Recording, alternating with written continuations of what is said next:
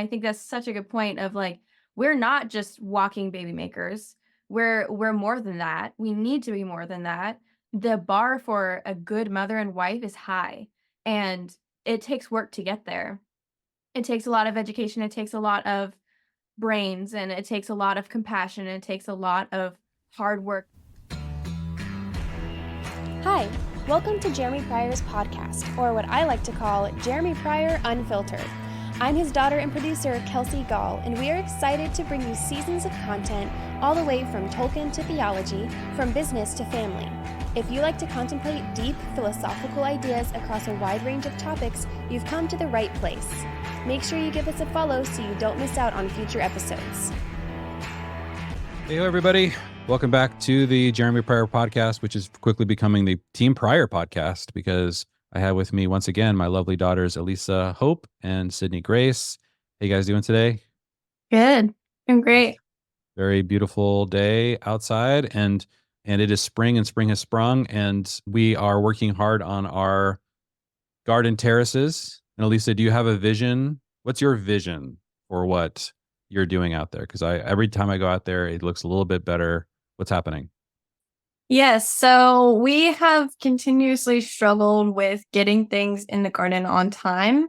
And so it's like mid-July and we're like, let's plant something. And it's all weedy. And so we started late April this time to get a head start, and we cleared all the weeds out. And I'm in charge of the top terrace. So I'm putting in tons of flowers. I have my own cut flower garden this year. And my plan is to just plant things that we will eat, because sometimes we plant things that we just don't eat, that go bad, and we don't like eat enough of it to justify planting it. So lots of tomatoes and peas and beans, and trying to start some strawberries this year, and just making everything super pretty, lots of herbs. And yeah, so just working on that every morning for like 20, 30 minutes. Yes, man, I love it. So one of the things that we have, and I'm a big fan of this. This really comes from an inspiration of both Jerusalem. We got really inspired by the terracing that happens all around Jerusalem. They care so much about the land that they started to terrace because it was all rocks, and they had to rebuild the forests, and so they used tons of terracing. And so we kind of did that. And then the other thing is the garden city in the Book of Revelation, where you have this, the story starts in a garden but ends in a city, but it's not a city. If you really read the way it's described, it's a garden city. And so part of what I've always tried to figure out is, if we have a place like a big piece of grass, like, can we just put a border on that grass of a garden, right? So we have this crazy border, basically a raised bed that Elisa is working on, that is, that actually grows food and grows flowers. And yeah, so we're trying to figure it out. Some years are absolutely miserable, and we're getting better, especially because we live in this crazy tropical climate that just grows weeds like crazy. So we've discovered you can't have a single ounce of bare soil in the garden. It will grow weeds. And so we have gone to basically a couple inches of wood chips anywhere where there's bare soil. So we're mulching like mad right now. So that's what Elisa's working on. And then Sydney, you ran a 10K because you're a runner, right? That's what you do all the time. Is that right? Oh yeah, I love it. It's like so fun for me. No, me and Elisa were challenged by the person that's discipling us to do something physically challenging. And she specifically suggested doing some kind of event so that we would have like a date we had to be ready by. And there was enough hype around it that it was a for real thing. So she suggested a 5K, at least a 5K, she said, because the Flying Pig events were coming through our town in May. And so for a couple months, Elisa and I were training to run a 10K. And because I thought that a 5K would be a little bit too easy, or like, it's not enough. Yeah, not enough of like a challenge. And so we were training for a few months, and then we did it last week on Saturday, and that was crazy. It was really fun to be able to, the running in it itself wasn't very fun. It was just fun to know that like I was challenging myself and I was doing something physically taxing, and that I was going to feel so good afterward. And so it felt really, it just felt really good for my character and all that. So it felt like discipline So that was cool. Well, so proud of you guys. It was so fun to watch you guys finish that together, and I'm inspired. And so I think we should get like our whole community just 10K next year. Be awesome. It's a good, cool way to start the spring is to like train for and run, a race. I would never do, I don't think a marathon or anything that intense because I hate running like crazy. It's definitely not my favorite thing, or it's one of my least favorite things. But that was so inspiring to see you guys do that. So thank you guys for leading the charge, and huge shout out to Miranda for your discipler for challenging you guys to do that. That's awesome. Okay, so we're going to look at this video. This is going to be something that Michael Knowles went on this thing called the Whatever podcast. We might have looked at one of these before. I don't know. It's an interesting podcast. I don't know much about it, but I just know that they love to start fights. But what's really unique about this podcast is you have Michael Knowles from the Daily Wire, one of the most conservative guys you can imagine. And so he was sort of pitted against like 5 or 6, young feminists. And they had like a 3-hour discussion on this podcast. And the end of the discussion, all of the feminists were like, we love Michael. We want more Michael. Can you bring more people like Michael? Can you bring Michael back? Can you imagine a guy like Michael Knowles, the conservative, after 3 hours of conversation with young feminists, them saying that? Like that just blew, like that part blew my mind. We're not going to list all 3 hours to have that experience, but if you want to have that experience, you can watch that. But there were very intense moments. There was lots of back and forth, but there was some way in which I think he just treated them really well. And I think that there was something that actually happened between them during these 3 hours that I think is like almost more important than whatever they were talking about. So anyway, this really caught my attention because I couldn't believe that it ended that way. And I was like, okay, I got to watch what happened, So there were some fascinating conversations. I got 3 quick clips that I want to play for you guys and get your thoughts of him talking to them. And so we're going to start with this one. Outgraduating men like basically 2 to 1, but then you guys are prescribing. Because the colleges are total nonsense now, and they have a bunch of fake majors, and it's a scam. Is law a fake major? Because now we have more female first-year associates. Right, and law school is largely a scam too, and you've got a glut of lawyers. Well, my question is, why would God equip us with these things, these faculties, if God did not want us as women to pursue these faculties and instead abandon it at first step for marriage and kids? The premise of your question is that raising children and running a family in the domestic economy is not a rational activity. So this is so interesting. So she starts by saying, why would God equip us? Like, I'm gonna kind of adopt your frame for a minute. God has made women with all these abilities. Why would you think that it's for family? And so I love Michael's response to this. It's not that it's a rational activity, but why equip us to be so good at STEM and college and all these pursuits? What could be more important than raising a family? I'm saying why give women the ability to both have a child and still be able to read like intellectual texts or to educate the to child. Look at aerospace engineering. Well, that's the thing. You can Wait, so raise your kid to be an aerospace engineer. I guess, but if you're really can't be an interested in aerospace engineer yourself. Women can if they like. They generally don't do that. No, I'm asking. So is that your position, that God equipped women to be as good at STEM, to outgraduate men, all to just pursue homeschooling for their children? If you look at like Fields Medal recipients, Larry Summers got fired from Harvard for pointing this out, but this is the top prize in mathematics. Until about 10 years ago, no woman had ever won the prize, and now I think one woman has won it. And I'm not knocking, there are plenty of women who are much more intelligent than me. The reason Larry Summers, who's as far as social scientists goes, is a very respected one, and he's a big lib, but he pointed out that the reason why men tend to dominate in the highest intellectual fields is not because men are simply smarter than women, but because the bell curve of intelligence for men is wider than that of women. So that first point he made, I want to like kind of put a pin in that, which is you can see that it's a good question she's asking. Like, okay, women are intelligent. They're out graduating men, and whether or not they're, they can match the average, the most intelligent man in STEM can match the most intelligent woman in this prize. Certainly there are many very brilliant women in every domain, right? So that's a great question. Why? So I kind of want to put a pin in that, and then we're going to look at this next clip. I think that you're I'm not even hyping them up. I'm just asking you. I think you are hyping from your theist purview. Why would God make women so good at STEM and college and all these pursuits if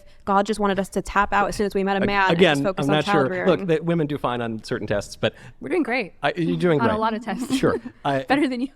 Well, perhaps, I don't know. No, I mean the future. I defer to your knowledge of your. The future of academia is unequivocally female. Do you deny that? I agree that the future of academia is bleak. And so if you think that it implies that women will dominate academia, then you said it, not me.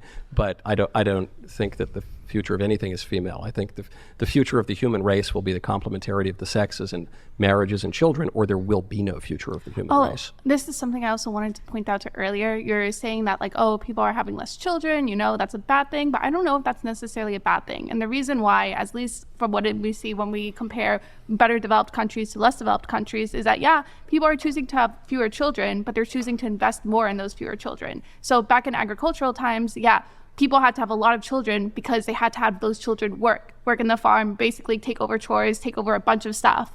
So they would have 7 or 8 children, a lot of times malnourished, a lot of them died, versus now where it's they might have 1 or 2 children, but those children are well fed, they're getting well educated. They're getting all the best psychiatric drugs in the country. Well, do you think that, I guess here's the other problem. Earlier on, we were talking about hey, you know what, things are getting better measured now than before. That's why the whole thing about people are less happy now is not necessarily true. Do you think that, let's say, middle of nowhere country in Africa or something, where they're malnourished, have a family of 7, do you think those people are happier because they can't report it? Or they're living technically more of a traditional lifestyle than somebody in a Nordic country or European country? Yeah, I think the word traditional is doing a lot of work there. I agree that, sub-Saharan Africa and Oklahoma are different, but I don't think it's a totally fair comparison. And I agree it's better to be nourished than to be malnourished. I agree with that as well. But I don't think that one necessarily needs 2 lawyer incomes and a Tesla and a big screen TV and 5 iPhones to be able to thrive and flourish. I think we've become far too materialistic, and we now know the price of everything and the value of nothing. So we've got more money than ever, but we're all miserable. When you cited the data on the 2-parent households, but socioeconomic status and education, especially maternal education, are big predictors of childhood outcomes. So how come the data on 2-parent households, we should follow that, but not the one on... I'm fine with women being smart. I like when women are smart and well educated, because they're raising my children, One is raising my children. I'm not, if I were living in Africa, maybe I'd have 5. Where you deviate from the red pill. Right, true. But it is said that the hand that rocks the cradle is the hand that rules the world. So when a man chooses a woman to be his wife and to raise his family, he is entrusting her with his life, so I don't think he wants her to be a dummy or to be vicious or to be anything like that. He would have no incentive to do so. But it's better to have fewer kids that you can, it seems like, provide more for and make sure than to have 10 kids and none of those kids end up being or flourishing. I think it's good to be open to life. I think that one of the big problems in our society is that we've embraced sterility. So we're sterile intellectually, artistically, philosophically, and literally. We don't have any kids, and we exalt as some kind of supposed political right sterile forms of sex. So I wouldn't recommend that at all. And I think when you get married, to my earlier point, you're giving yourself wholly over to another person. And so you shouldn't withhold anything. You should be totally open to life for the unity of the spouses. Is that practical in modern society? I feel can like you tell have a you very idealistic view. Oh, no, I think I can tell you from experience. Well, you're it's very totally successful. Practical. You're very successful. That's You're not kind. struggling to feed your kids. I'm not. I haven't been totally canceled yet. That's true. But I know people who make less money than I do. I have a lot less money, and they've got 1 million kids, and they're very Pixie, happy. you go ahead. Okay.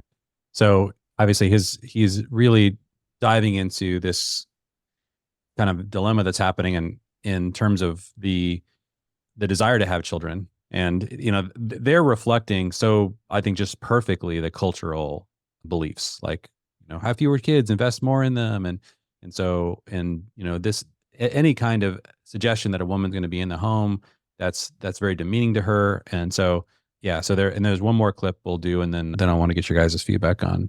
Okay, I just have some points of clarification quickly. So if you believe that people should be open to life, do you believe basically should we have universal child daycare? Do you believe that we should I think we should have. Okay. Do you not, if you're talking about how women should be more traditional or stay at home more, but you agree that our current economic circumstances don't necessarily allow for that household, it seems to me like one potential solution to this would be hey, you know what, better paternal and maternity leave. So then that way, the household doesn't suffer the income, but the woman can go. I support 18 years of maternity leave. I think, forget about 18 months. I think it should be 18 years. Paid? Do you believe women should be paid for staying in the household? In principle, I'm not opposed to it. The problem is it would create so many bad incentives and it would be so inefficiently managed by the central government. Well, 18 years. But you wouldn't. 18 years would be tough. But I in don't know, we should principle, maybe have at least but something. to your point, in principle, look, there's one country in the West that has managed to turn around the birth rate problem, and they haven't solved it yet, but they've ticked it up a little bit in the opposite direction, and that's Hungary. And the way they did it was they said that once you have 4 kids, you don't have to pay income tax anymore. And that's a great way to encourage people to have kids. So, I'm I not don't sure. disagree with that. Would I suggest that we just start sending checks for each baby that you pop out? That's probably an overly simplistic way to do it. But should the government, which is really an expression of the people and self-government, should we encourage and support having families rather than passing laws that discourage families? 100%. Yeah, I'm for pro-family policy. I think we all are. Yeah. Pixie, did you have more? No, I was just trying to see if you. Awesome. Okay. So yeah, I thought those back and forth, just that reflection, and then just, Michael Knowles' ability just to kind of like give what are very simple answers that you can tell they probably never heard before, ever considered. So yeah, what are some things that kind of stood out to you guys in that? I really like the point that he was making. That's like, of course, a man would choose an intelligent woman because he is marrying her to raise his children, and his children are his life, and his children are his future. And so it's like, yeah, you don't want an idiot. You don't want to marry an idiot. Like, having a well-educated woman is very important, because also teaching is really hard, and teaching, you have to be really smart to be able to teach your kids. So if you want to homeschool your kids, you have to be super smart too. Yeah. So it's like, being a mom doesn't mean you're a dummy that sits in the house all day. It means you're incredibly strong, incredibly smart, and incredibly caring person. Yeah. Yeah. It's almost like, I think part of the problem there is the fact that when the government takes on like both fatherly and motherly responsibilities, right? So the government provides for people, even their conversation around, if your wife takes 18 years of maternity leave, the government should pay her. Well, that's basically saying, okay, the government's going to be her husband in order to provide for her so that she can raise children. And that's why, like, God made fathers, right? So, and in the same way, when the government decided to step in and primarily take over all education and take it completely out of the hands of mothers, then you've almost created the problem they're describing. The government itself has created this problem by saying that's no longer in the purview of the mother, that's now in the purview of the state. And so now women are like, well, I have the ability to educate, and God has made me intelligent, and what am I supposed to do with that? If I have 2 kids and they go off to school, and I'm sitting in an empty house, like, that's a good question. If that's the picture you have in your head, then that is a dilemma you need to solve, and probably work becomes the only reasonable way to solve that. But you have to understand that you sort of engineered that situation through the decision culture-wide for the government to take over education in order to create more equality of opportunity for its citizens. Have you ever considered starting a family business so you can spend more time working as a family team? We've started a year-long coaching program called Family Inc., where you get weekly coaching with Jeremy, access to our video training for launching family businesses, and lots of ideas for businesses to start that are working for other family teams. Head over to familyteams.com and click Family Inc. to learn more, or to set up a strategy call with Jeremy to see if this might be a good fit for you. So we can dive into that one as well. But that was a decision that we made, and that it has created a dilemma for women in the home. Sydney, what about you? Yeah, I mean, I think that our society and our government have kind of screwed the role of the mother over, because there's so much supporting us getting a career. There's so many resources to use, and even like for single mothers, because they've been so wronged, like, granted, the government is helping them out a lot, but now we just have such a skewed idea of how to do this, and no one can really understand how they kept on saying, in this present economy, in this present and this current, where we're at right now, how is this possible? Because they don't see it, and the government and everyone else is pushing them in a different direction. And I think that's such a good point of, like, we're not just walking baby makers. We're more than that. We need to be more than that. The bar for a good mother and wife is high, and it takes work to get there. It takes a lot of education. It takes a lot of brains, and it takes a lot of compassion. And it takes a lot of hard work. That's one of the reasons why our discipler had us run a 10K, was because she was like, in preparation for motherhood, you need to be willing to take on physical challenges, and because it's not easy. And so this is what we are supposed to be raised to do. It is a hard thing. The very first thing that he said in that clip was like, you're it's almost like you don't think that motherhood is a rational way to use your brains. Like, you have to go get a job in STEM in order to use your brains.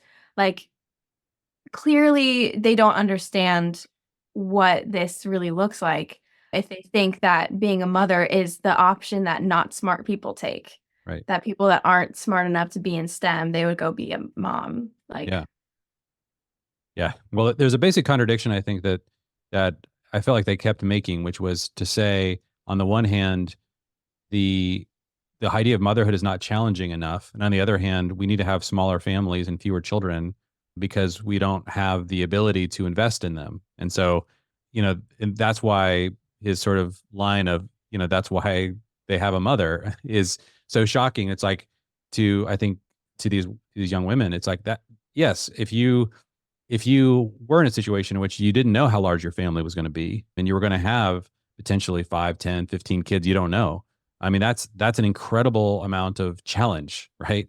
And if you're going to be educating them and training them and working with them, that then creates an environment where you need to have somebody who has that ability that they're describing, this woman who's intelligent and can manage things and can handle physical, spiritual, emotional, relational, and intellectual challenges. And it's because they're viewing all of that through their lens of, how much do I have to give up in order to be a mom, and how much can I hold on to? Because the first thing they said, the first example they gave when they're like, okay, say that people start having more kids, are you going to make daycare free?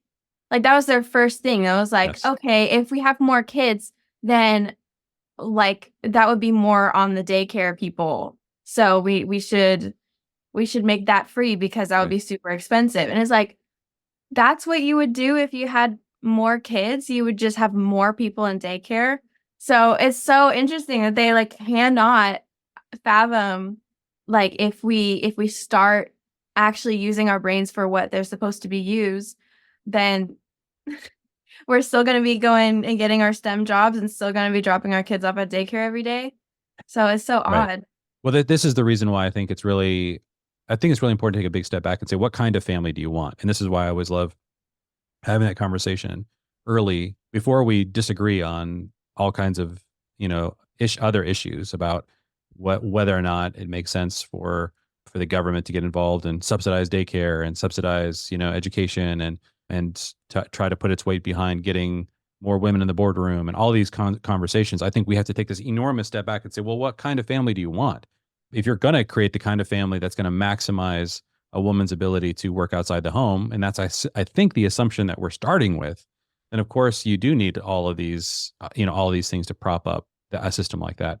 If the assumption is, no, I want the kind of family where both the mother and father primarily see themselves as building a household, and even when the father goes to work, he's not doing it to build an identity. He's doing it in order to build a household with his wife. And so she's at home and doing the primary task that he's primarily attempting to fund and wants to participate in as well as much as possible. If you're building that kind of a family, then of course, one of the problems is that you don't want the government to be super involved, taking away responsibilities. You don't want the government taxing these families. One of the things that's really interesting is that they're constantly referring to economic problems that make it difficult for families to actually do the kinds of things in the home that Michael was referring to. And at the same time, they were constantly advocating for more government programs that would provide more for the family.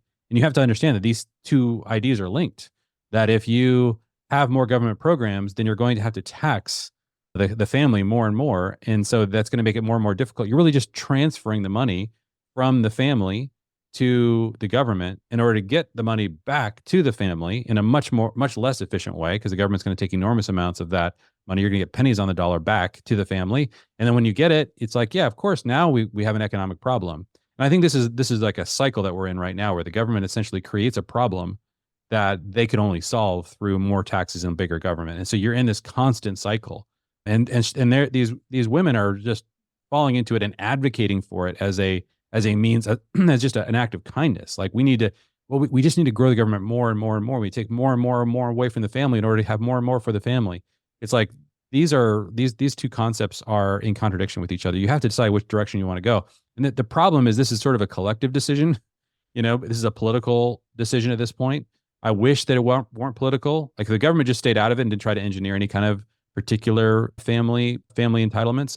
Then what would happen is that every family would get to decide what kind of family they want to create. And if they want to create the kind of family that where they keep their money and invest it in their home and try to live off of one income and be frugal and have the mother stay in the home and educate the children, then you're gonna have the ability to do that. You're not going to have somebody interfering continuously with that by offering services and forcing you to pay for services you're never going to use.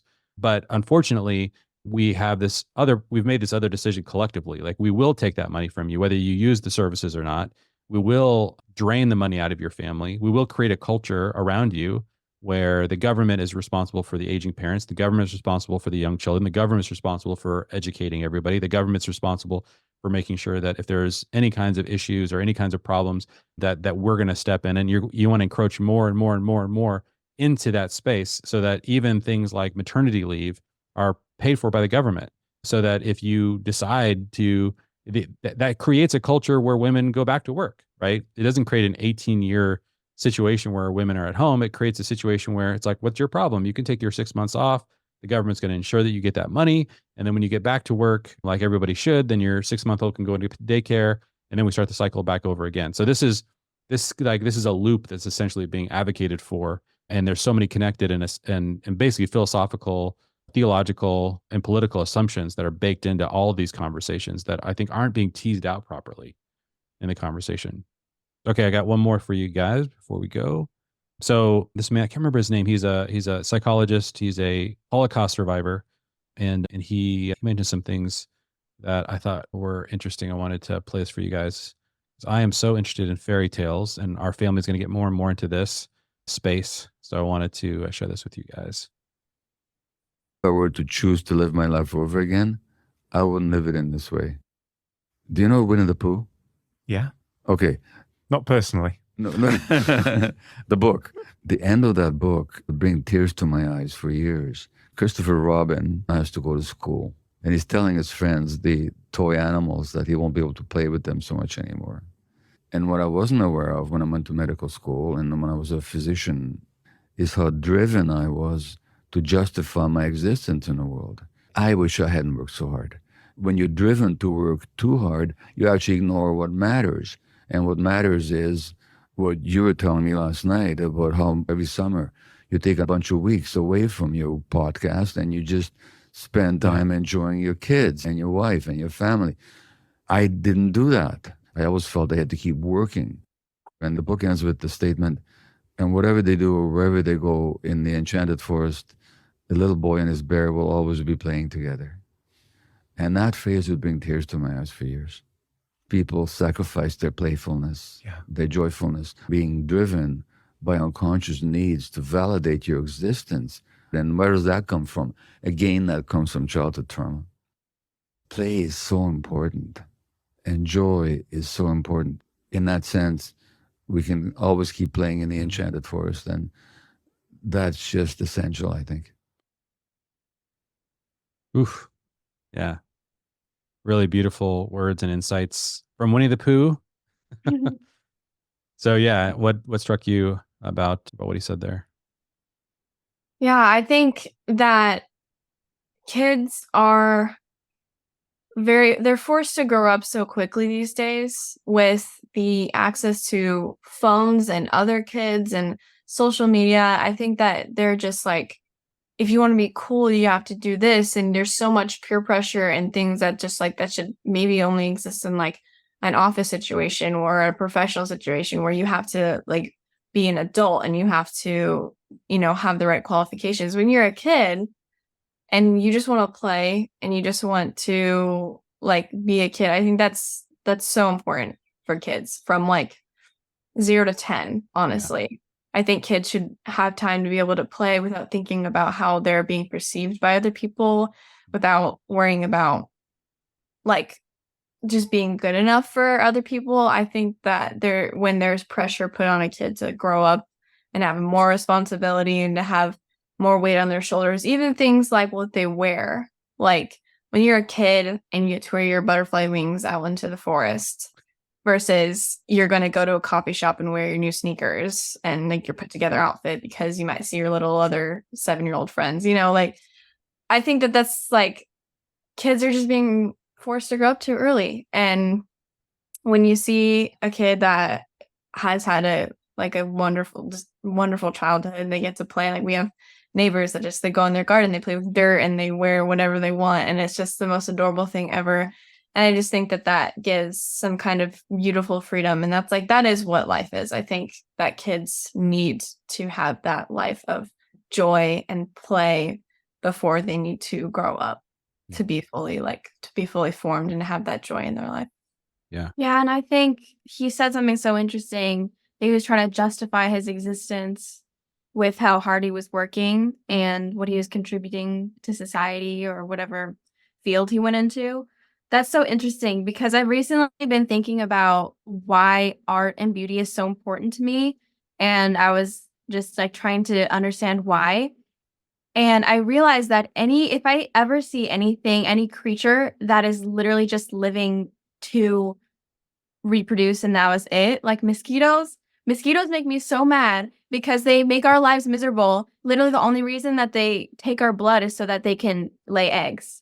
And then those eggs hatch and then they go take more blood to lay more eggs and they don't contribute anything. Whereas something like birds don't contribute that much, but they're beautiful and they sing beautifully for us. And so we want to protect them and we always want to ensure that they don't go extinct, that they don't die out. Whereas with mosquitoes, I would be so happy if they died out. So I was just thinking of like contrasting those things and like, are we literally just working to live so that we can survive? Is that the only reason that we're here on this earth? Or are we here to serve some kind of purpose? And the working and the getting the money and all the practical things are there to serve that purpose. Like they're the means to an end. They're not the end. So that is so interesting that sometimes when you're working so hard, you can lose sight of what you're working for. You're just thinking that you're living to work instead of working in order to live for these other things. Yeah, that's so important not to lose sight of because that can take you to a dark place mentally, I feel like. Yeah, man. Yeah, I think, this is part of what we try to experience on the Sabbath is to enter into a cathedral in time or back into the 100-acre woods, Like, I think that's the thing that he says at the beginning of that is, there's sort of like three stages to his comments. The first was that he's just struck by what's happening inside of that 100-acre woods between Christopher Robin and Winnie the Pooh. And then he transitioned to, but somehow I just kept working and I kept trying to justify my existence. But the end of the story goes back then to Winnie the Pooh and says, you could always see the boy and his bear playing as if you don't ever leave. Mm-hmm. And I think that's a big question as you guys come of age. And I think that sometimes when you adult, you sort of come out of the enchantment of childhood. Like you were describing, Elisa, it's like really fun to see, a child who's just filled with enchantment and sort of building the foundation for that life. But what is that for? Like you spend 10 years of your childhood playing and just experiencing that enchanted world. Is it only to leave that enchanted world to go off into the adult world and just try to make a living and never return? And I think that's sort of what this guy was saying is like, that's kind of what I did. I kind of left the enchanted childhood and I know that I lost something because every time I read the last lines of Winnie the Pooh, it brings me to tears.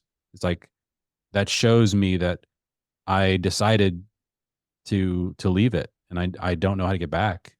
So yeah, what do you guys, how do you guys think about that transition, and what would you hope for yourselves or for children who are making the transition into adulthood, who then have to face all the challenges of work and bills and, complexity?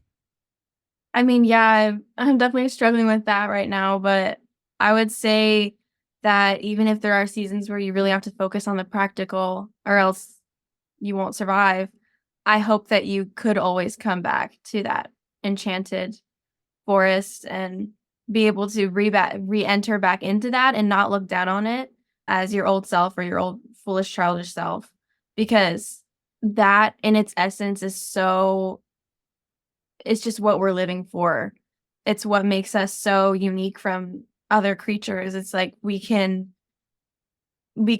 make these beautiful things, and it's such an amazing way to connect ourselves to some other reality, some other plane that is so much closer to God, I feel like.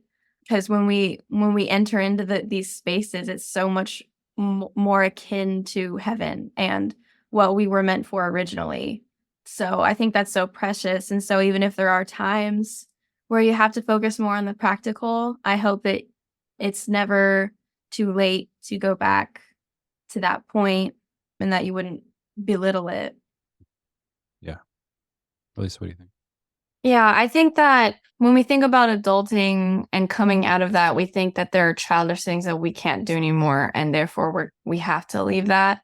But I think that there is I think it just looks different when you grow up. I think that when you grow up, you can do other things. You can make music, listen to music, go for a walk, bake something delicious, like go walk in the grass in your bare feet, go for a drive in a country road. Like there is so many ways to escape reality in a very like healthy and beautiful way. That's kind of like getting a slice of heaven almost. Like when you're a kid and you're living in bliss and you're seeing fairies and you're playing with glitter and you're getting dirty, and there's like adult ways of doing that where you can just have fun, you can dance, you can sing, you can learn an instrument. Like there's just so many ways to tap into that like wonderful world. I mean, just for 5 minutes a day, just like step back and just like appreciate the trees or flowers or something. And I think that leads to a lot more like healthiness, because if you're just so like in your own head and you're so like in the dirty work of life and it's just really stressful, I think the best way to relieve stress is to enter your magical world once again. Yeah. Yeah. It's crazy because I do think that I've always believed, or sort of that primarily what we are dealing with is an enchanted symbolic world that we live in. And that if you focused on work, it's like zeroing in on one tiny slice of that world that's much bigger. It's almost like the child inhabits a much larger world, and the adult man, in his work obsession is sort of burrowing into some tiny fragment of the larger enchanted world and is having a hard time, escaping, almost like he's in some kind of prison. And I know that, part of what I've wrestled with a lot is it seems like, as you guys have made friendships with people who, have been in public school, it's almost like the enchantment was beat out of them at a really early stage. It's like they. Are you following us on Facebook and Instagram yet? Look up @FamilyTeams to get even more free content and never miss out on event announcements. They encountered their own trauma, other people who were really wrestling with things that were so deep and so broken and so difficult at such a young age, that it's like you kind of have to get like pulled out of that world, or and so you don't know how to get back in it, because in your child, and this I think is sort of like the kind of Michael Jackson phenomenon. He was famous for basically going on the road and having to work since he was a young child. And then once he was wealthy enough, he sort of built this thing called the Neverland Ranch, like where he was completely in his adulthood obsessed with Peter Pan and trying to find his way, back into this place, and would fill his his Neverland Ranch with children, and which created all kinds of weird controversies around him. And so I think a lot of that's a really extreme example, but I think a lot of kids today struggle like that. They don't know how to get back to the 100-acre woods. They don't know how to get back into their sort of symbolic world and have that experience. Elisa, you were describing kind of the rest. And I think that, one of the things that we try to practice is I think that Western people, they're so extreme. It's like you either only work and you work your butt off for decades, like, and you just obsess over work and you sacrifice everything for work. This is the goal. You live in that world. Or you just, then all of a sudden I made enough money, then I retire. And now I'm in, my own playground for the rest of my life. It's like, there's no rhythm to that. Work is good. Work is a good part of the enchanted world, but it's just a part of it. And so I think that part of what we've tried to figure out is, can we enter into that realm, during the week? Like, let's let's have a night where we do this, a night where we do that. Let's enter into it on the Sabbath. Let's do festivals and like create like a whole new space that feels enchanted. And so you can use annual rhythms, you can use weekly rhythms, and you can do those once in a lifetime experiences. But you need to get back to work and get back to rhythm, which is work and rest, which is enchantment, and the hard facts of life that you have to deal with. And so, yeah, I think this is just a different way to think about a lifestyle, like a rhythm instead of sort of a one-dimensional, I'm going to only work and I'm going to only rest like that. I think Western people are sort of caught in these extremes, and even addictions and things are part of what you use, because you're not able to sort of enter into a broader place of rest, that enchanted world, during your normal week or during your normal year. So you find yourself burning out in almost a spiritual, emotional way. So how have you guys experienced that? Have you found that's been a useful way to get through the stresses of entering into adult life? Yes. Yeah, I'm like, even like through like skill, like this is still work, gardening or drawing or something that's like creating beauty, or listening to music or taking walks are like so relaxing to me. Yeah, I just noticed the change in my mental state when I'm way too focused on the physical, and I get stressed out by the physical and stuff. And I feel like that's not truly me. I don't feel myself when I'm so immersed in that. And so it's so useful even to just have the Shabbat schedule of every week, just stop that and remember all the, like you were saying, like the bigger world. Stop being so focused on this little sliver and just step back and appreciate the bigger world, because we are spiritual beings having a physical experience, not the other way around. So I think that's a good way of dealing with the physical. I think this is one of the good reasons to have children. It's interesting, in that first clip we were looking at, you're seeing these women who are trying so hard to like justify their existence by entering into a career and trying to avoid having children, or if they do, immediately trying to find ways to offload them. And man, what would happen if, like, I think that if, as soon as you exit exit childhood, and you begin to have children who are now just entering childhood, you re-enter the experience of childhood with your child. Like, and it's a huge win-win, right? It's like you get to see the world through, their eyes, and get to re-experience it. And now you can be even a little bit more directive. Like when I was a kid, I didn't know all that was out there. I just sort of was at the mercy of other people directing me. And sometimes it was like totally resonated with me, and sometimes it didn't. Now that I'm adult, I can I was able to bring you guys into like all the things that I found enchanting or beautiful or interesting or inspiring. And then I feel like the experience was almost greater for me, like entering into those experiences with you, because it was very much what would resonate with me. And then I think, often because you were at a young enough age when it was like you were able to fully experience it. There's almost like no barrier. And I think also you're now with adults who are like, go all the way in, like dress up, like let's let's go all the way into this symbolic enchanted world. Don't be afraid. And to sort of not be mocked. Like, I think it's so easy to just like become the Proverbs, the scoffer in the book of Proverbs, which is just to take anything that is kind of fragile and a little sacred, but a little idiosyncratic, and just make fun of it because it's easy fodder for mocking and jokes. And what you're doing is destroying people's ability to enjoy their imagination, and for them to have that escape, to suspend their disbelief for long enough to be able to really get in contact with beauty or truth or goodness, through a story or through art or through, some kind of, symbolic world. So yeah, I think this is I think we need to try to understand how to do this, and in a way that is really great as a family. And I think that I'm so glad that, now that we're having, grandchildren in the family, the third generation is here and more are coming. It's like you guys, like, yeah, it's like anytime you want to re-enter that world, you can do that with children, and yeah, I think that's a really another way in which they're a huge blessing to us. Cool. Well, thank you guys for hanging with me today. Those are fun conversations.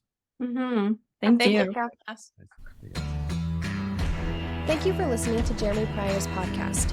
Make sure you hit that follow button so you don't miss out on any future content.